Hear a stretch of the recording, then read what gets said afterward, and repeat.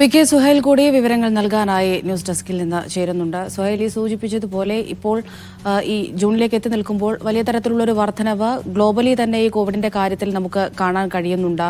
ഈ വകഭേദങ്ങൾ പലതരത്തിൽ നമുക്ക് കഴിഞ്ഞ കുറേ വർഷങ്ങളായി കാണാൻ കഴിയുന്നുണ്ട്. ഏറ്റവും ഒടുവിൽ ഇപ്പോൾ വീണ്ടും മറ്റൊന്നുകൂടി റിപ്പോർട്ട് ചെയ്യപ്പെട്ടിരിക്കുന്നു. എങ്ങനെയാണ് ലോകരാജ്യങ്ങൾ വിഷയത്തെ സമീപിക്കുന്നത്?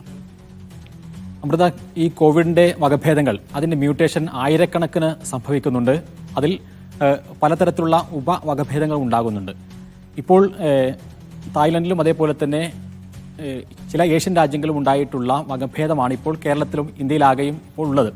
അപ്പോൾ ഏത് തന്നെ ആയിരുന്നാലും ശരി, പുതിയ വകഭേദങ്ങൾ ഒന്നും തന്നെ ആദ്യഘട്ടത്തിലുണ്ടായിരുന്ന അത്ര തീവ്രത ഇല്ല എന്നുള്ളതാണ് ഒന്നാമത്തെ കാര്യം. മറ്റൊന്ന്, ഈ വകഭേദങ്ങൾ കോവിഡുമായി ബന്ധപ്പെട്ടുകൊണ്ട് എന്ത് സ്ട്രാറ്റജി സ്വീകരിക്കണം എന്നുള്ള വിഷയത്തിൽ നമ്മൾ 2019 2020 ഉണ്ടായിരുന്ന ഒരു രീതിയല്ല ലോകരാജ്യങ്ങളൊന്നും തന്നെ ഇപ്പോൾ സ്വീകരിക്കുന്നത്. മിക്ക രാജ്യങ്ങളും ഇതിനെ ഒരു സാധാരണ അസുഖം എന്ന രീതിയിലേക്ക് മാറി തുടങ്ങിയിട്ടുണ്ട്. സാധാരണ ഇൻഫ്ലുവൻസ രോഗങ്ങൾക്കുള്ളതുപോലെ തന്നെ ഈ കോവിഡിനെയും കാണുക എന്നതിലപ്പുറത്തേക്കുള്ള ഒരു സ്ട്രാറ്റജിയിലേക്ക് ആരും പോകുന്നില്ല. പ്രത്യേകിച്ചും ഇതിൽ സ്വീകരിക്കാവുന്ന ഒരേ ഒരു കാര്യം എന്ന് പറയുന്നത് കോമോർബിഡിറ്റീസ്, മറ്റു അസുഖങ്ങളുള്ള ആളുകൾ കുറച്ചുകൂടി കരുതൽ എടുക്കുക.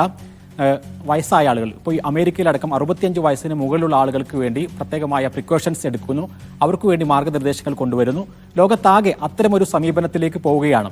അപ്പോൾ നമ്മുടെ രാജ്യത്തും ഇപ്പോൾ ഏറ്റവും പ്രധാനമായിട്ടുള്ളത് വലിയൊരു സർജ് ഉണ്ടാവുകയാണെങ്കിൽ, വലിയൊരു തരംഗം ഉണ്ടാവുകയാണെങ്കിൽ അതിന് ആവശ്യമായിട്ടുള്ള ആശുപത്രി സംവിധാനങ്ങളടക്കം ഒരുക്കി നിർത്തുക എന്നതിനപ്പുറമായി മറ്റു നമ്മൾ 2020 2021 സ്വീകരിച്ചിരുന്ന ഒരു നിലപാട് അത് പ്രായോഗികമല്ല എന്നുള്ള തരത്തിലേക്ക്, അല്ലെങ്കിൽ ആ രൂപത്തിലല്ല കോവിഡിനെ സമീപിക്കേണ്ടത് എന്ന തരത്തിലേക്ക് കാര്യങ്ങൾ പോവുകയാണ്.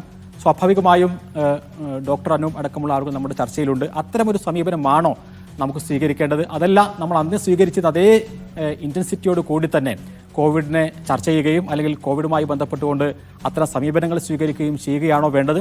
അതല്ല, കോവിഡിനെ അതിൻ്റെ വഴിക്ക് വിടുകയും അതോടൊപ്പം തന്നെ വലിയ സർജ് ഉണ്ടാവാതിരിക്കാനുള്ള മുൻകരുതൽ സ്വീകരിക്കുകയും ചെയ്യുകയാണോ വേണ്ടത് എന്ന തരത്തിലുള്ള വലിയ ചർച്ചകൾ തന്നെ ഉയർന്നു വരുന്ന ഒരു സമയം കൂടിയാണിത്.